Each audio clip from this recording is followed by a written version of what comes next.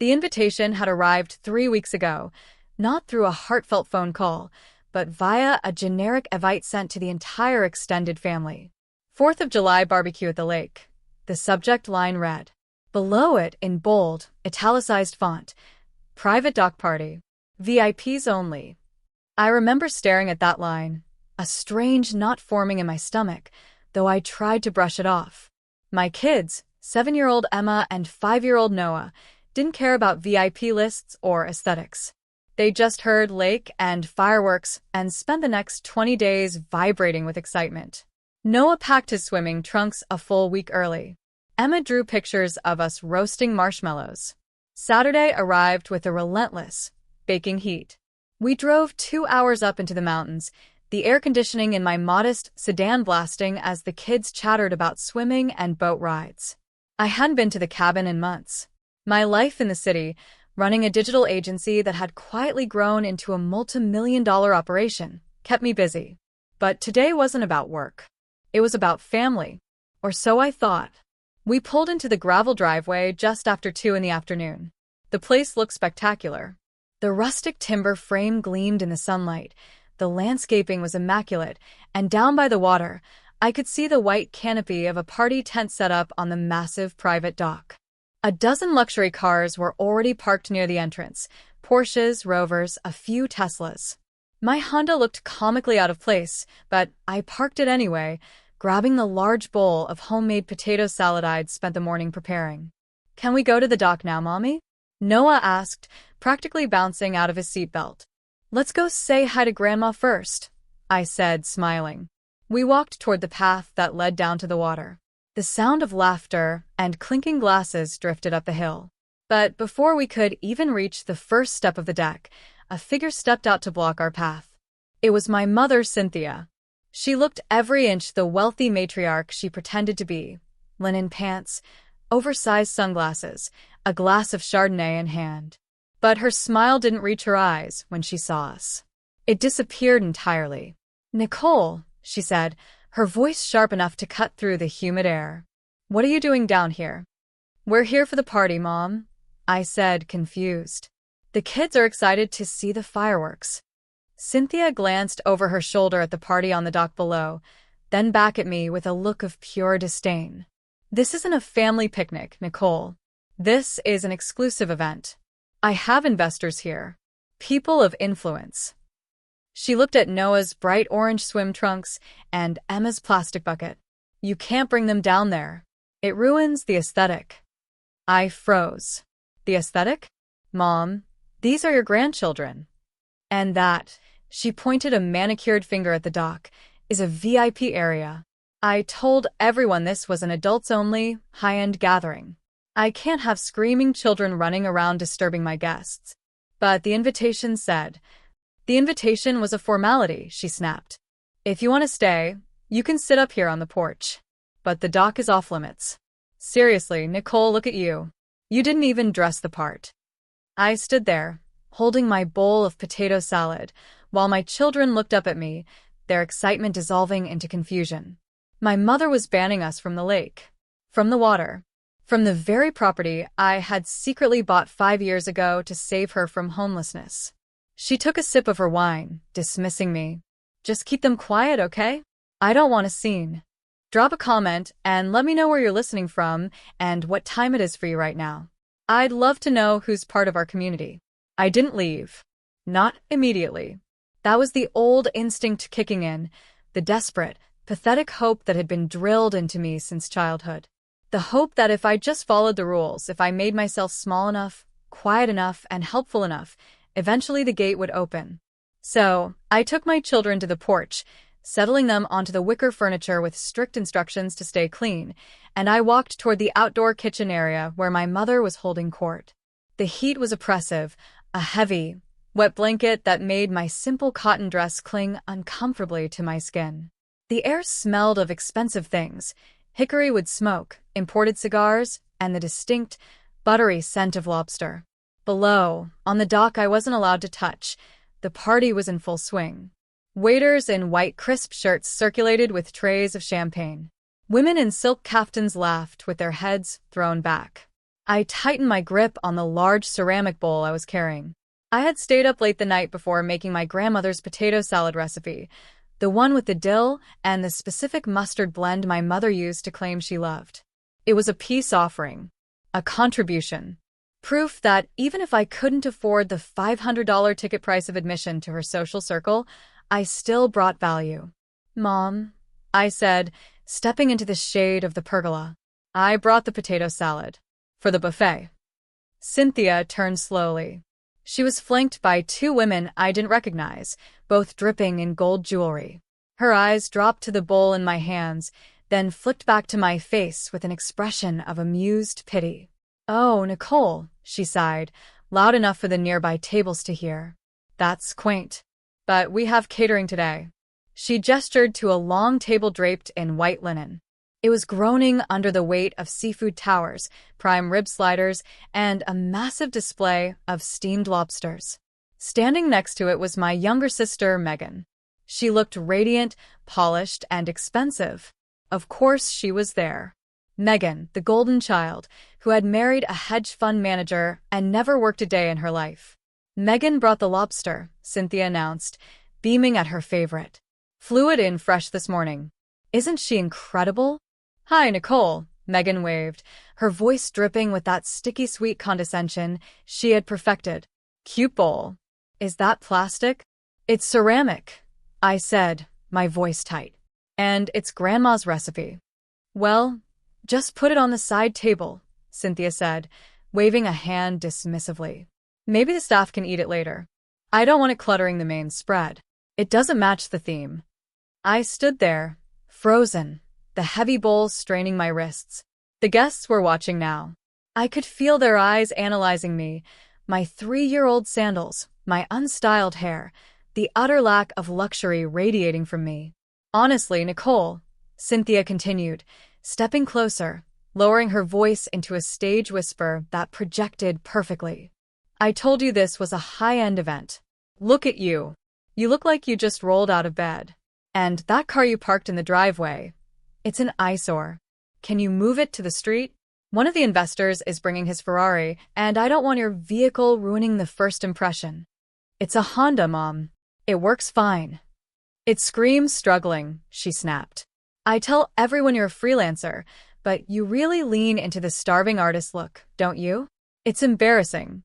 When are you going to get a real job like your sister's husband?" I looked at her.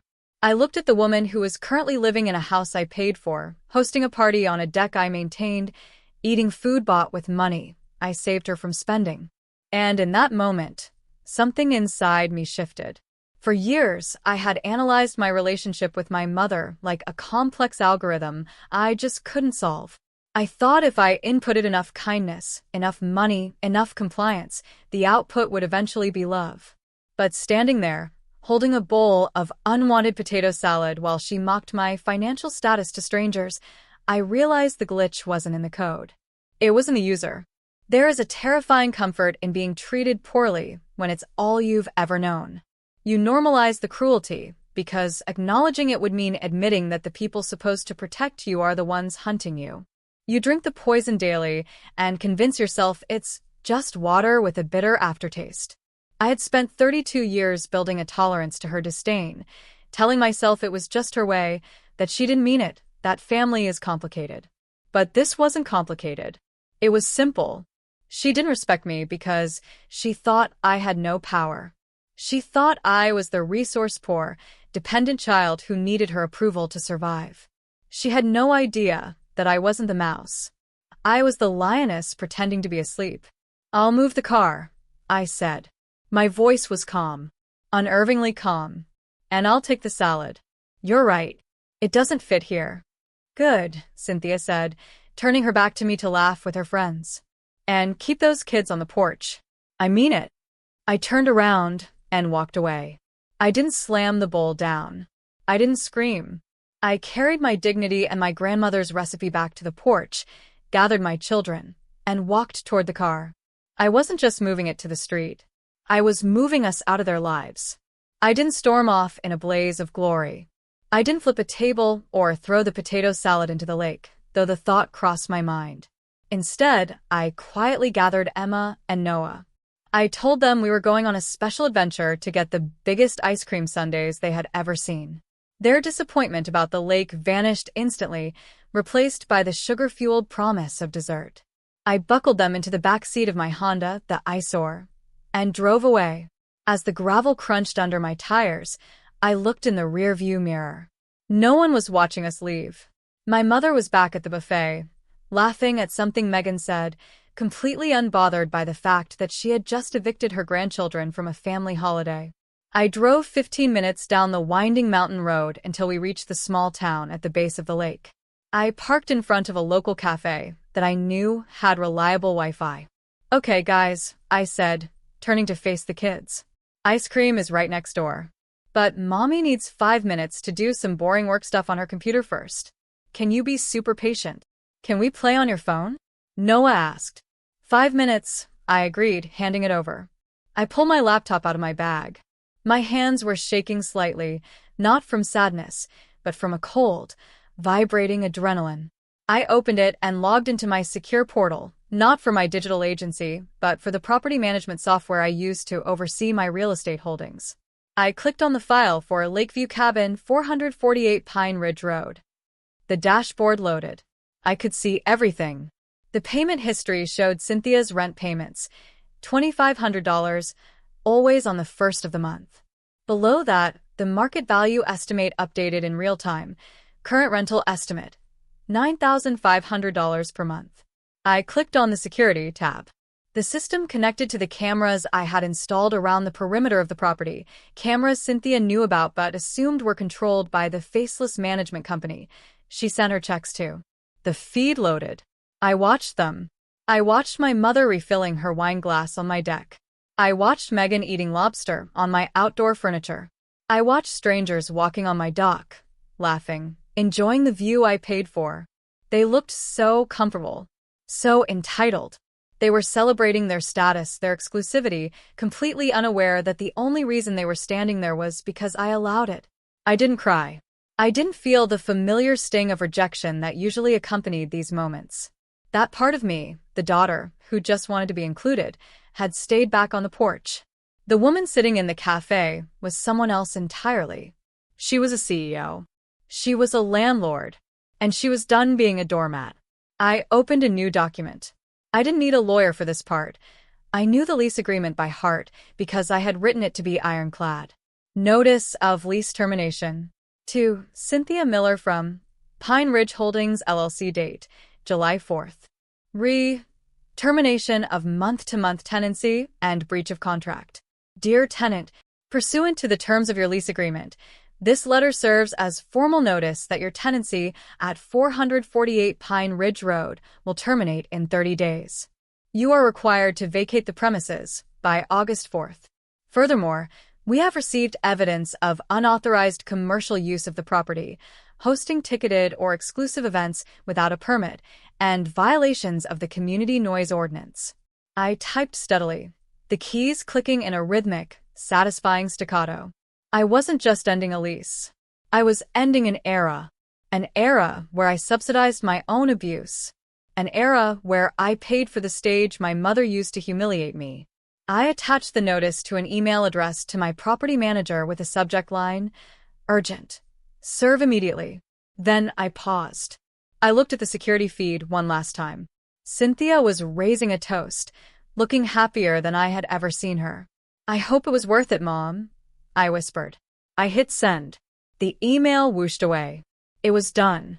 The clock had started ticking. In 30 days, her world would collapse, and she wouldn't even know who pushed the button. Mommy? Emma's voice broke through my focus. Is it ice cream time yet? I closed the laptop with a snap. I looked at my children, who were safe, loved, and about to be very full of sugar. Yes, baby, I said, smiling for real this time. It is absolutely ice cream time. For the next few weeks, I operated in a strange state of calm. My mother called a few times to complain about the heat or brag about how successful the party had been, completely ignoring the fact that she had kicked us out. I let her talk. I let her believe the world was still spinning on the axis she had created. But every time I hung up, I opened my laptop and checked the countdown. People often ask why I did it. Why I bought a $2.8 million property just to let my mother live in it for pennies on the dollar. Why I subjected myself to her criticism when I had the means to walk away years ago. The answer is complicated, buried under layers of guilt and duty.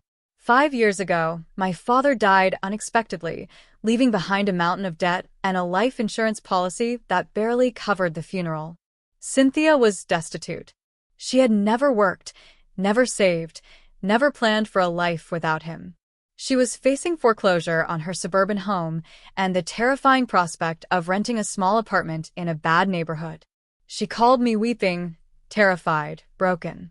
And despite everything, despite the years of favoring Megan, despite the constant critiques of my appearance and my unstable career, she was my mother. I couldn't fix her heart, but I could fix her housing. At the time, my digital agency had just landed its third Fortune 500 contract. I was flush with cash, but I knew giving it to her directly would be a mistake. She would spend it on appearances, on maintaining the illusion of wealth, and be broke again in a year. So I bought the cabin.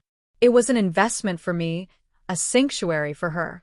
I set it up through a holding company, Pine Ridge Holdings, to protect my privacy and her pride.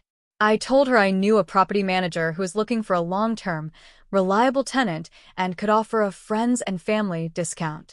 I charged her $2,500 a month. The market rate for a luxury lakefront property in that area was easily $9,500 during the off-season and double that in the summer. I covered the difference. I paid the property taxes, $32,000 a year. I paid for the landscaping crew, she yelled at. I paid for the dock maintenance, the roof repairs, the snow removal. I subsidized her entire lifestyle so she could pretend she was still the wealthy widow, still the queen of her social circle. I gave her dignity when she had none. And how did she repay me? By using the very symbol of my generosity to humiliate my children. By banning us from the property because we didn't fit the aesthetic she was renting with my money. It wasn't just about the party. It was about the realization that my success would never be enough for her because it didn't look the way she wanted it to look. I didn't drive the right car. I didn't marry the finance bro. I worked for my money, built something from nothing, and to her, that was struggling. Well, the struggle was over. On August 1st, 3 days before the move-out deadline, my phone rang. It was my lawyer, David. "Nicole," he said, his voice serious. "We have a problem. Or rather, we found something during the pre-eviction audit." "What is it? Did she damage the property?" No. "It's worse. We were reviewing the utility bills and cross-referencing them with occupancy rates. The electricity and water usage were off the charts for a single occupant. So we did some digging." I stopped typing. "And we found a listing on Airbnb. Luxury lakefront experience with private dock. It's listed under a profile named Cynthia M. She has over 50 reviews in the last 2 years." My breath caught in my throat. "She's been subletting?" "She's been running a full-blown illegal hotel," David corrected. "She rents out the master suite and the guest cottage on weekends. She charges $500 a night. And she keeps the cleaning fees." I did the math in my head. If she booked even just 8 nights a month, she was making $4,000. She was covering her discounted rent and pocketing $1,500 in profit. "She's making money off my house," I whispered. "She cries poverty to me every month about how hard it is to scrape together the rent, and meanwhile, she's running a business on my property." "It's a direct violation of the lease," David said. "Unauthorized commercial use. Subletting without consent. We have her dead to rights. This isn't just a lease termination anymore, Nicole. This is fraud." I leaned back in my chair, staring at the ceiling. The anger that had been a cold, hard knot in my chest suddenly expanded, filling every corner of my mind. She wasn't just ungrateful. She was a thief. She had looked me in the eye, accepted my charity, and then monetized it behind my back. "Print everything," I told David. "The listing, the reviews, the income estimates, all of it." "What are you going to do?" "I'm going to the cabin," I said. "And I'm bringing the receipts." The Airbnb listing was meticulous. Cynthia had clearly hired a professional photographer to capture the cabin's best angles I paid for. There were shots of the master suite with its stone fireplace, the guest cottage nestled in the pines, and the private dock at sunset. The description read, "Escape to luxury at this exclusive lakefront retreat. Enjoy private access to the pristine waters, gourmet kitchen, and high-end amenities." Hosted by Cynthia, a local connoisseur of mountain living. I scrolled through the reviews. Cynthia was a gracious host, though very strict about the no-noise policy. Sarah, June 2023. Beautiful property, but the owner was a bit hovering. She kept checking in to make sure we weren't ruining the aesthetic. Mike, May 2023. We loved the dock. Cynthia even let us use her daughter's kayak. Jessica, August 2022. My kayak. The one I bought for Noah so he could learn to paddle. The one she told me was in storage because it cluttered the deck. I sat there, staring at the screen, feeling a mix of nausea and fury. She had monetized my generosity. She had turned my sanctuary into a side hustle, all while treating me like a charity case who couldn't afford a decent car. She made $48,000 last year, David said over the phone, his voice crisp. That's a conservative estimate based on the occupancy calendar. She's been charging premium rates during holidays. 48,000, I repeated. That's more than the rent she paid me. Exactly. She's living there for free, Nicole. Better than free, she's profiting. And she hasn't reported a dime of this income on the financial disclosure forms she sent you last year to justify the rent reduction. So it's tax fraud too? Likely. But for our purposes, it's a slam-dunk lease violation. We don't even need the 30-day notice anymore. This is immediate grounds for eviction. No, I said, a cold plan forming in my mind. We stick to the notice. But we bring this to the party. The party? She's hosting a farewell summer mixer this weekend. Another exclusive event for her investors. I saw the invite on her Facebook page. Nicole, if you go there. I'm going, David. And I want the eviction notice served in person. By me. I hung up and started printing. The Airbnb listing. The reviews. The income breakdown. The lease agreement with the no subletting clause highlighted in neon yellow. I organized them into a neat, professional binder. Then I called Megan. Hey, she answered, sounding bored. What's up? Just checking in. Are you going to Mom's thing this weekend? Obviously. It's going to be huge. She got some new catering company. Why? Are you coming to beg for forgiveness? Something like that, I said. I have something to give her. Well, just don't make a scene, okay? Mom is still really stressed about the lease glitch. She says her landlord is being a total nightmare. I bet, I said. See you there, Megan. I hung up. The glitch. That's what she was calling it. A technical error. A mistake to be corrected by someone else. She still believed she was untouchable. She still believed the world worked for her.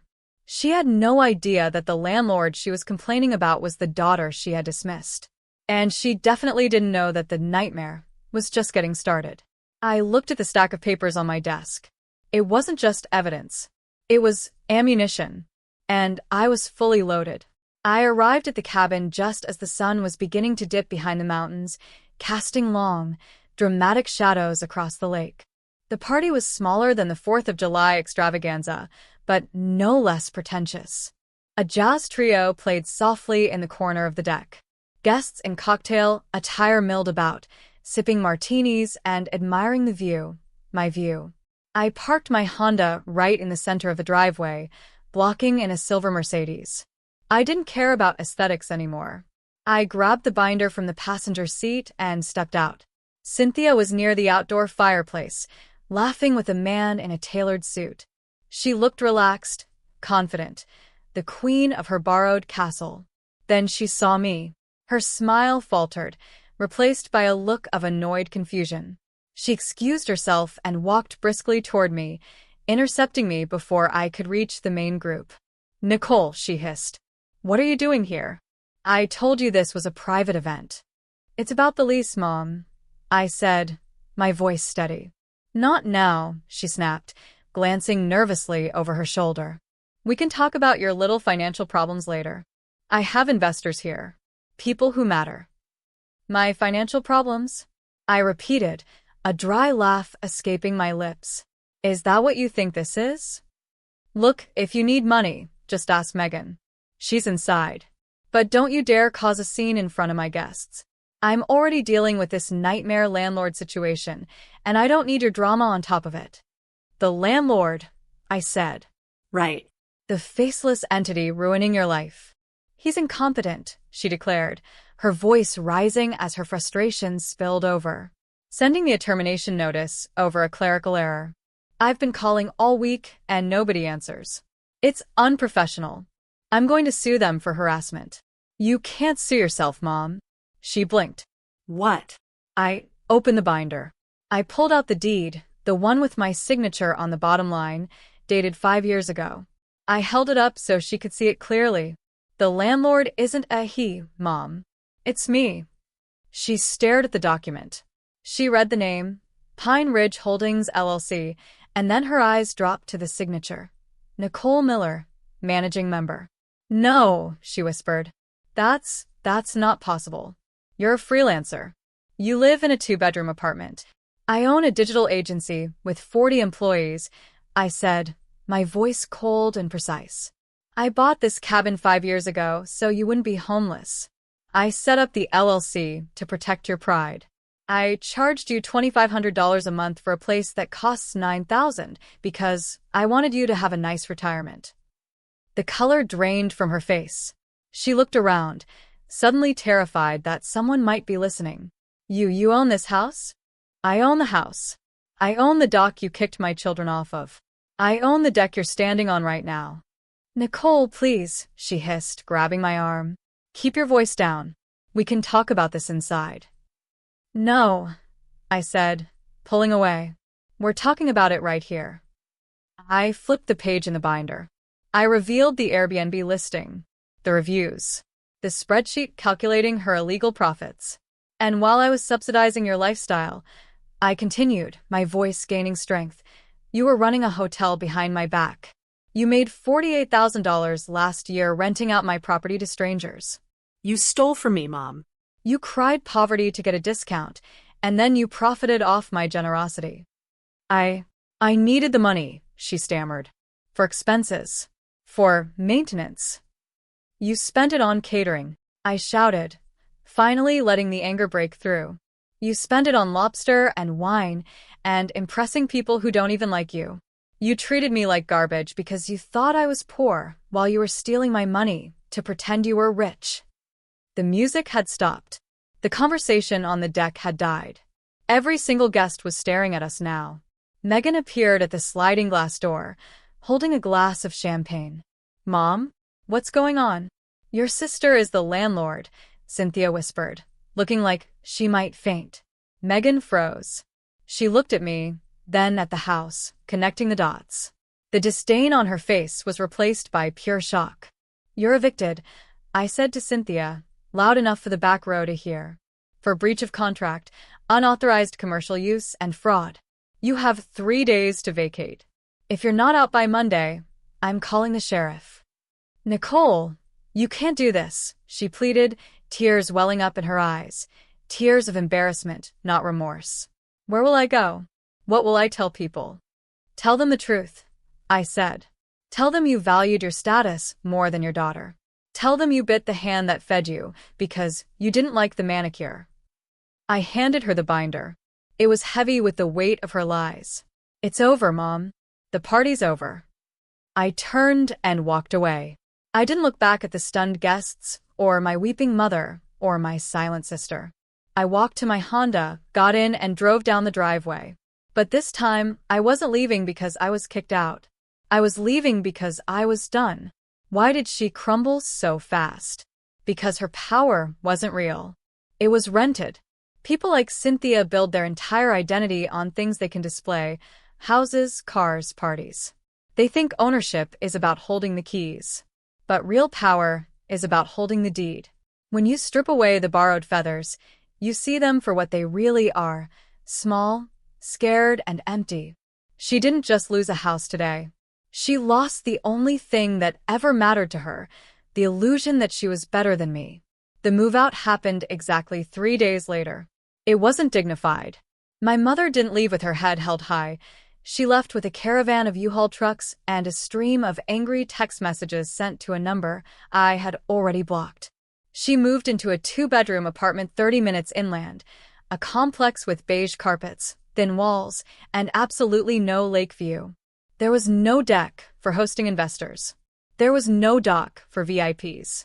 Just a parking lot view and the harsh reality of living within her actual means. I didn't oversee the move personally. I sent a property management team to handle the keys and the final walkthrough. They reported that she had stripped the place bare, taking everything that wasn't nailed down, including the expensive linens and the coffee maker. I didn't care. I wrote it off as the cost of doing business, the cost of my freedom. The cabin didn't stay empty for long. I hired a professional management company, strangers this time, to turn it into a legitimate vacation rental. We listed it properly, paid the taxes, and followed the rules. It became a high-performing asset in my portfolio, generating revenue that went straight into trust funds for Emma and Noah. Every time a guest booked a week, it wasn't just income. It was a reminder that I had taken back what was mine. But the final blow, the true checkmate, didn't come from the eviction. It came a few months later, in the form of a thick envelope from the IRS delivered to Cynthia's new apartment. See, when I discovered the $48,000 in unreported income she had made from subletting my property, I had a choice. I could have ignored it, but as the owner of the property, knowing about the fraud made me liable if I didn't correct the record. I realized that true generosity sometimes looks like accountability. By letting her get away with financial fraud, I wasn't helping her. I was enabling the same entitlement that made her think she could kick my children off a dock. So, I filed the necessary tax documents. I reported the income she had generated on my property. I corrected the financial disclosures. I handed over the Airbnb records to the proper authorities, not out of spite, but out of compliance. It was a Trojan horse of justice. She thought she had gotten away with the money, but she had only borrowed it against her future peace of mind. The audit was swift, brutal, and entirely of her own making. She faced penalties, back taxes, and the total collapse of her financial house of cards. I didn't celebrate her downfall. I simply observed it from a distance, like watching a storm roll in over the mountains, powerful, inevitable, and safely on the other side of the glass. I blocked Cynthia. I blocked Megan. I cut the cord completely. There were no dramatic phone calls, no final arguments. Just silence. The kind of silence that heals. A few weeks ago, I took Emma and Noah on a real vacation. We didn't go to the cabin. We went to the coast, renting a beautiful house on the beach. There were no VIP sections. There were no aesthetic requirements. We spent the afternoon on a boat, drifting in the calm bay. The sun was setting, painting the water in shades of gold and violet. Noah was laughing, trying to catch fish with a toy net, and Emma was sleeping soundly on the cushioned seat, wrapped in a towel. I looked at them, and then I looked at the water. For the first time in my life, I didn't feel the need to prove my worth to anyone. I didn't need to buy a house to save someone else. I didn't need to make potato salad to beg for a seat at the table. I built this boat. I charted this course. Dignity isn't about being invited to the party. It's about knowing you have the power to leave and the resources to build a better party of your own.